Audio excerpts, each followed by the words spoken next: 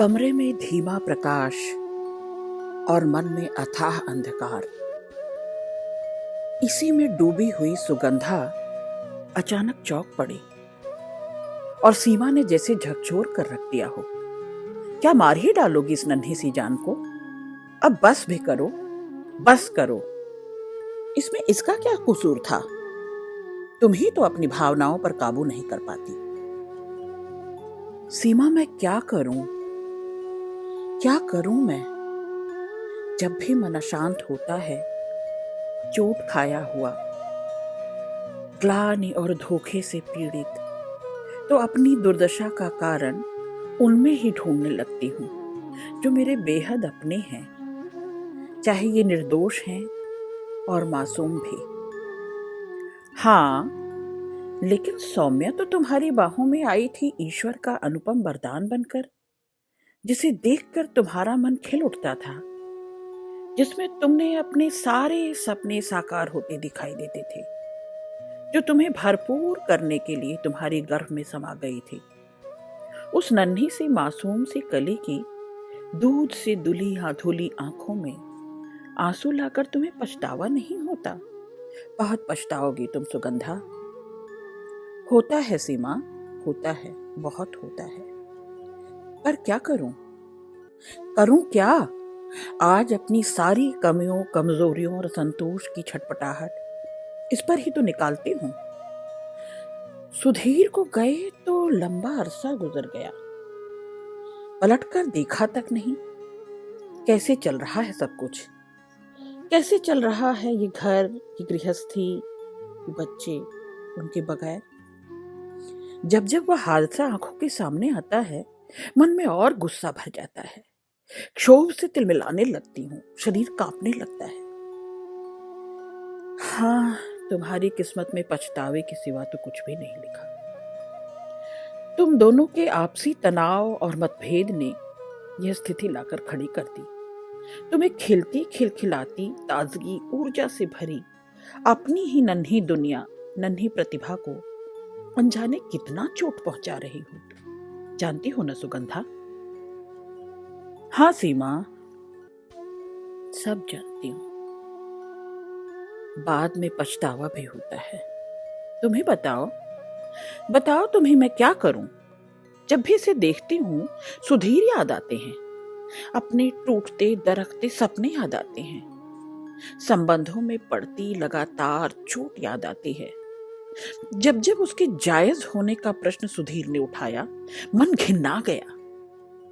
अतीत से गुजरी वह रात जैसे कल की ही वाकया हो। इस दुधमुही बच्चे को गोद में थपक कर मैं सुला रही थी कि देर रात सुधीर घर आ पहुंचे। खाना गर्म करने में देर हो गई तो झल्ला उठे। क्रोध किसी को नहीं छोड़ता है। मेरे घर को जला डाला इस क्रोध ने।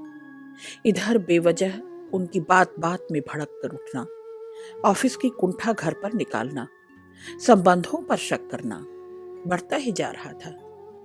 ऐसे में विवेक का घर पर रुकना जैसे आग में घी का काम करता था। सुधीर बेवजह झल्लाते रहते, विवेक फिर से यहां क्यों आया है? मैं निरुत्तर क्या कह पाती। पुरुष की लीला पुरुष ही जाने। इनका जन्म का साथी है, बचपन से इनका हमराज, कॉलेज के दिनों का साथी, हॉस्टल में भी दोनों एक ही कमरे में रहा करते थे। विवेक इन दिनों इन्हें इतना क्यों खटकने लगा?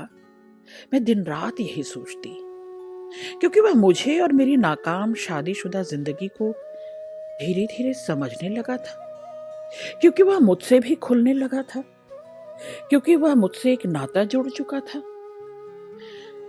सुधीर का धुला धुला रूप दिखलाने वाला विवेक अब खुद हतप्रभ था सुधीर के इस अप्रत्याशित रुख पर। विवेक ही वो शख्स है सीमा, जो बखूबी जानता है कि मेरे पहले प्रेम का अंश, मेरी सौम्या और मेरे भगवान सुधीर मेरी जिंदगी में क्या मायने रखते हैं। फिर भी दिनों दिन सुगंधा खुद को असुरक्षित, असंतुलित पाती है। अपनी प्रतिभा और गौरव से सबको अचंभित कर देने वाली सुगंधा सबका सहारा बन सकती है।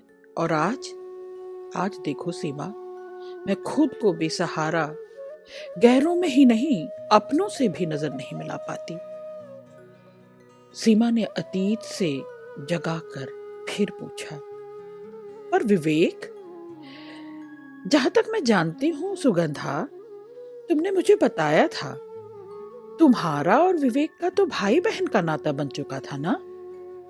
और रिश्ते केवल वही तो नहीं होते जो हम माँ बाप की कोख से जन्म लेते हैं, जो खून के होते हैं, या जो हम पर लाद दिए जाते हैं, थोप दिए जाते हैं।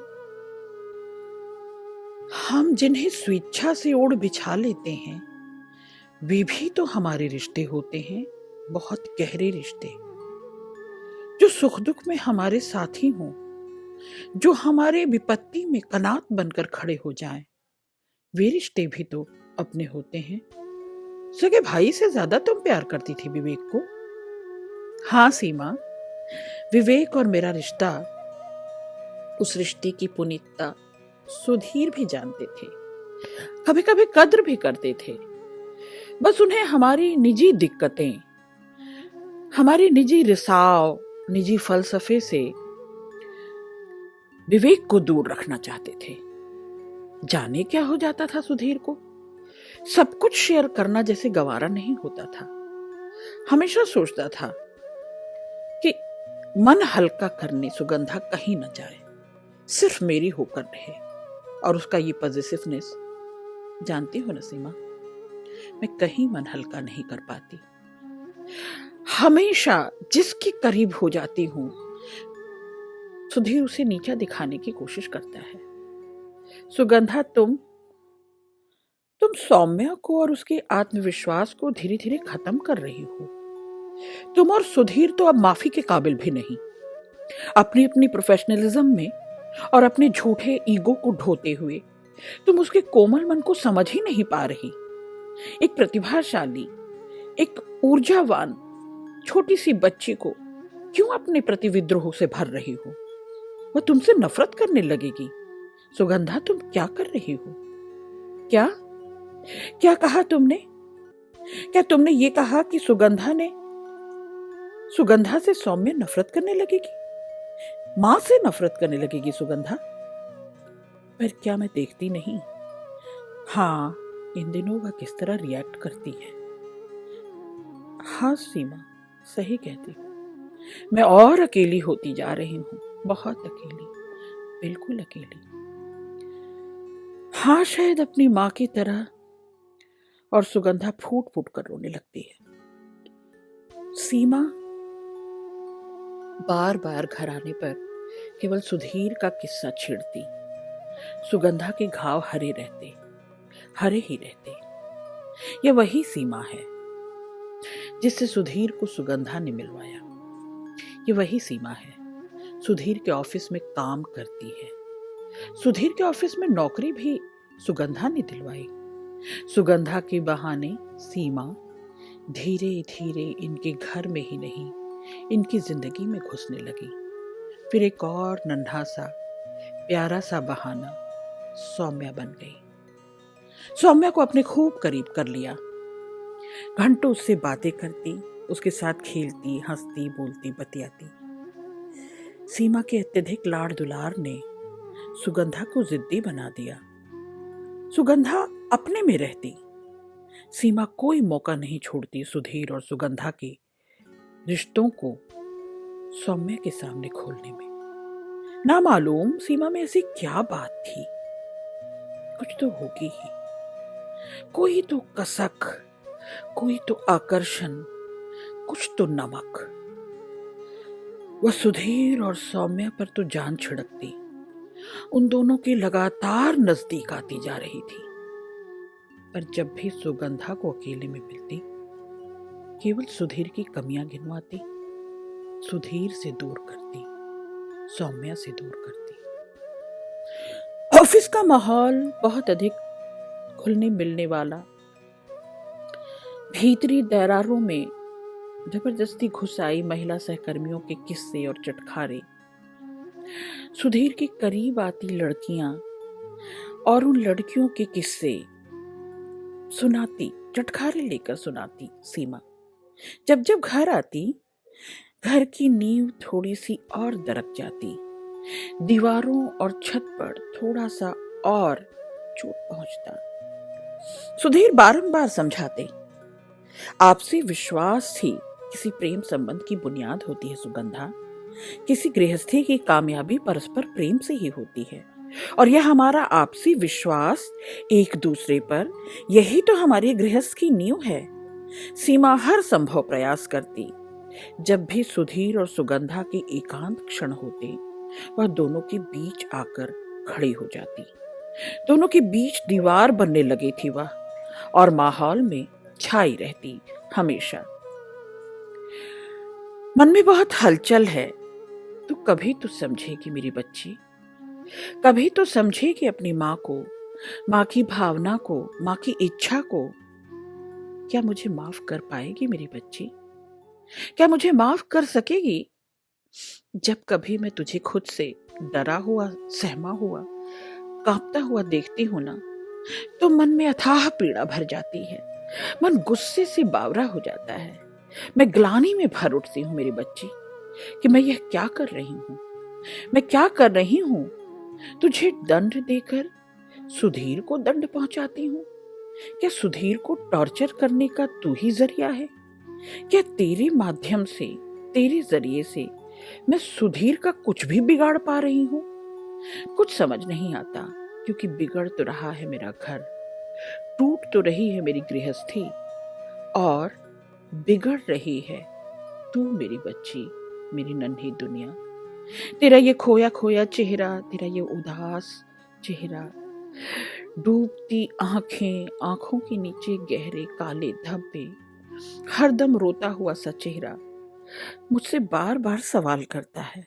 बेटा, बार बार तेरा चेहरा मुझसे सवाल करता है, सोते जागते, उठते बैठते, मम्मा बस करो मम्मा, अब और नहीं, अब और नहीं, सहा नहीं जाता मम्मा। मैं हर रोज खुद को समझाती हूँ, हर रोज खुद को समझाती हूँ, तुझे, तेरे आत्मसम्मान को अब कभी कोई चोट नहीं पहुंचाऊंगी।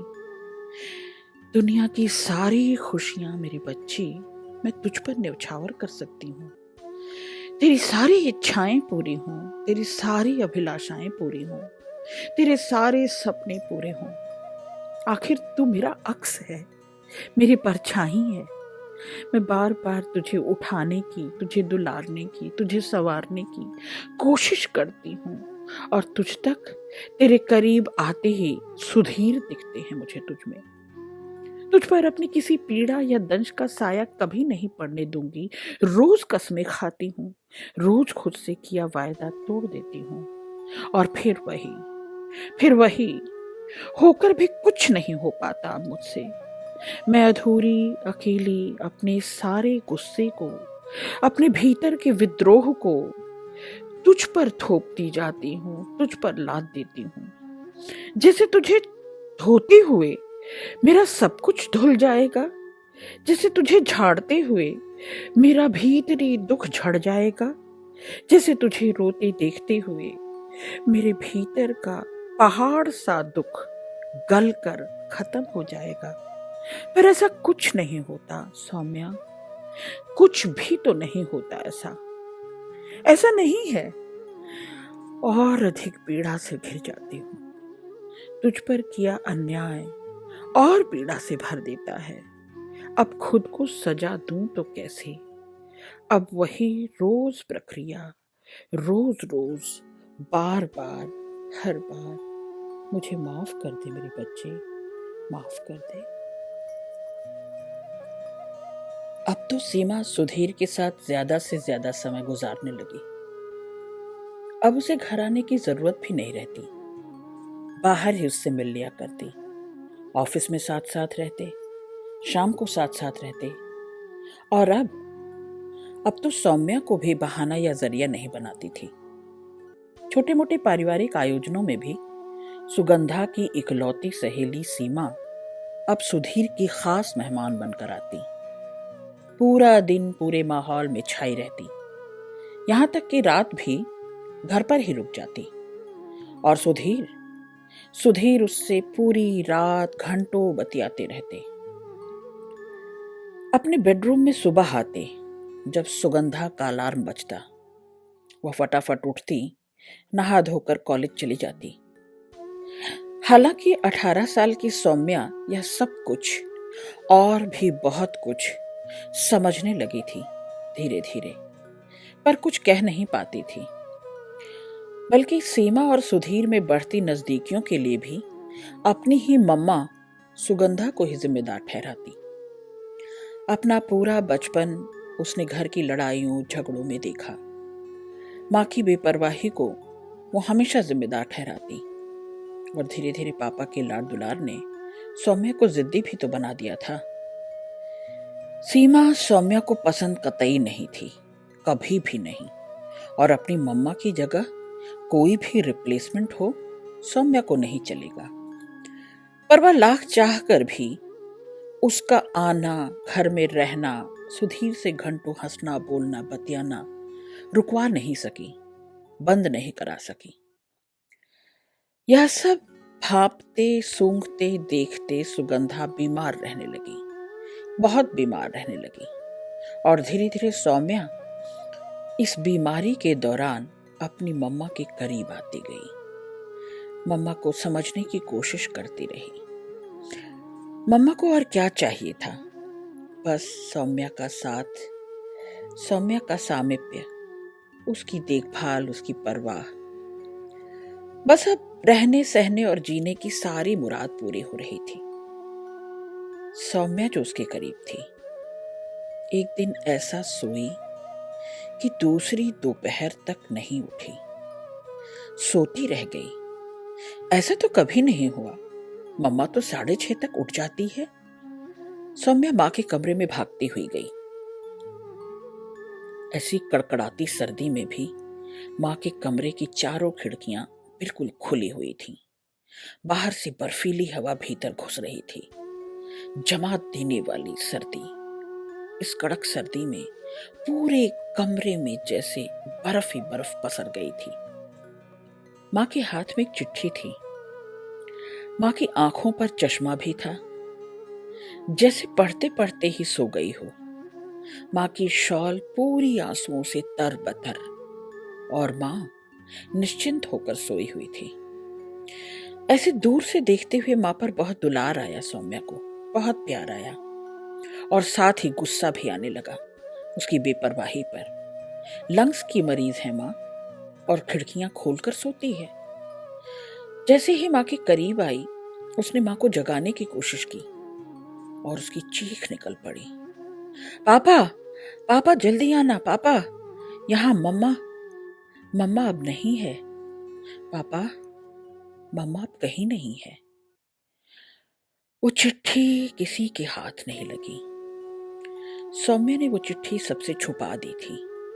वो डर गई थी, और डर के मारे वह चिट्ठी छिपाते हुए, कहीं माँ ने सब कुछ, कहीं माँ ने इस सब के बाद माँ ने कहीं खुद को खत्म तो नहीं कर लिया?